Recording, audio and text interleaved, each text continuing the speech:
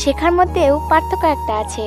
বই থেকে শিক্ষা গ্রহণ করলে ঘুম চলে আসে, আর জীবন থেকে শিক্ষা গ্রহণ করলে ঘুম উড়ে যায়। বিরক্তিকর মানুষগুলোই আমাদের সবচেয়ে বেশি আপন হয়, কিন্তু সময় থাকতে তাদের আমরা চিনতে পারি না। যখন তারা বিরক্তি করা ছেড়ে দেয়, তখন তাদের শূন্যতা পূরণ করা যায় না। মোমবাতির ভিতরে সুতোটা মোমবাতিকে বলে, জ্বলছি তো আমি, তুমি কাঁদছো কেন? মোমবাতি বলল, যাকে হৃদয়ের মাঝে জায়গা দিয়েছি সেই যদি জ্বলে যায়, অস্ত্র তো ঝরবেই। যে রাগ করে ছেড়ে চলে যায় সে ফিরে আসলেও আসতে পারে, কিন্তু যে চুপচাপ কিছু না বলে ছেড়ে চলে যায় সে কখনো ফিরে আসে না।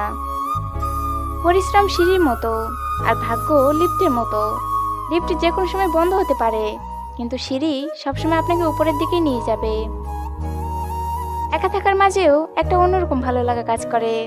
না আছে কাউকে হারানোর ভয়, না আছে কাউকে ফিরে পাবার আশা। ক্ষত শুকিয়ে যায়, দাগ থেকে যায়, রাগ শেষ হয়ে যায়, তবে রাগের মাথায় দেওয়া আঘাত চিরদিন রয়ে যায়। খারাপ সময়টা হয়তো অতীত হয়ে যায়, কিন্তু মানুষের খারাপ ব্যবহার কখনো অতীত হয় না। শব্দ আর ব্যবহার হলো মানুষের আসল পরিচয়। চেহারা এবং আর্থিক অবস্থার কি আছে, আজ আছে কাল নেই। উদ্দেশ্য ছাড়া কেউ কারো কাছে আসে না, স্বার্থ ছাড়া কেউ পাশে থাকে না।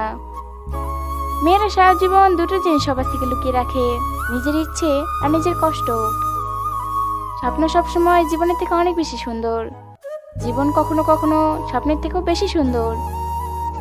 আমাদের জীবনে প্রায় সব সুন্দর মুহূর্ত অতীতে পড়ে আছে, আর বর্তমানে সেই অতীত ভেবেই আনন্দ ও আকাঙ্ক্ষায় থাকি।